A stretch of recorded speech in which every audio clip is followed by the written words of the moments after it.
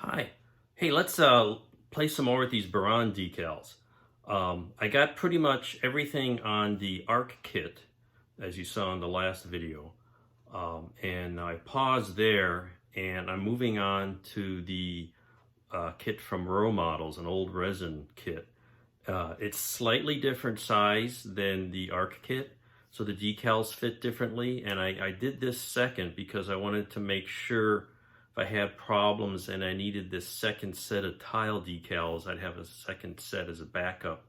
But the ARC kit went okay. There's a few spots where I need to patch up. So what I'm going to do is there's some areas on the Rho kit that I'm going to have to trim away, and I'm going to use those scraps, and maybe I'll have to print some because I had to print some for the back end of my own to cover up any flaws on the ARC kit. So let's take a look at what we've got here on the Rho Models Buran. And as you can see, I got most of them on here, at least on the top. I haven't started the bottom. I'm just working my way on the top. The payload bay doors are shorter, so I trimmed each one of these at the back end so it's semi-consistent. The wings fit a little bit differently.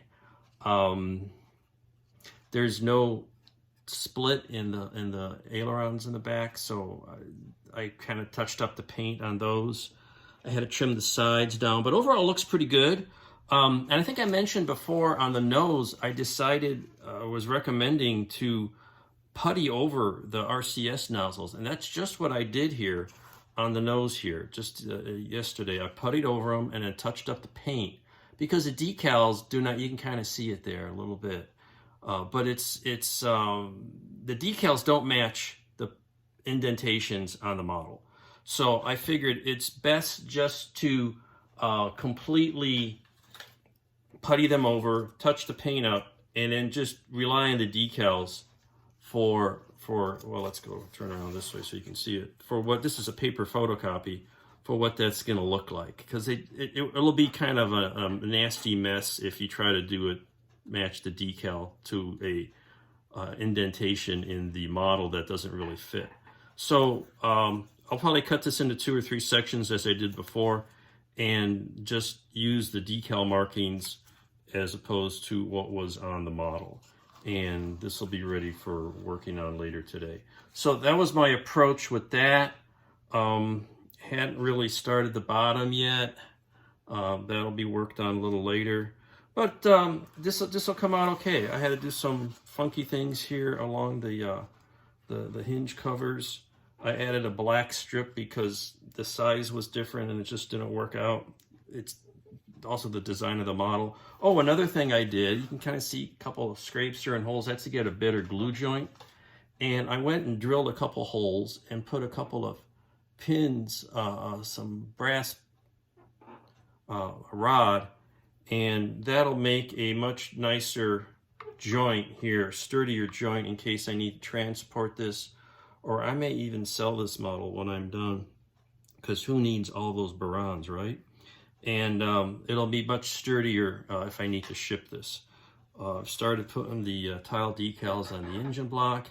The tail flap got knocked off, but that's okay. It's easier to put the decals on and then paint it later. So this is coming along pretty nicely. Again, the decals are very thin. They apply okay. The wing top here, I cut this into 3 pieces and they merge back pretty nicely. So it really dresses this up. The window fit isn't exact, but you know, we'll get back to that later and paint the interior of that.